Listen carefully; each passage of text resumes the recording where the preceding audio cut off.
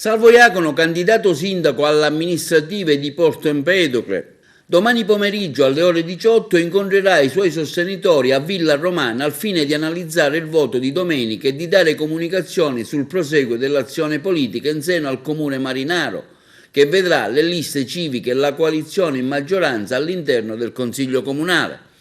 Mi preme ringraziare, scrive Iacono in una nota stampa, innanzitutto i tantissimi empedoclini che mi hanno votato e sostenuto in questa campagna elettorale, che mi ha visto protagonista non solo me, ma tutta una squadra che con determinazione ha proposto un modello di sviluppo e di progresso per la nostra città. Il progetto civico, continua Iacono, assieme anche ai partiti che al ballottaggio mi hanno appoggiato, va avanti. Siamo decisi e concentrati nel portare i risultati per i cittadini a prescindere da personalismi o beghe politiche.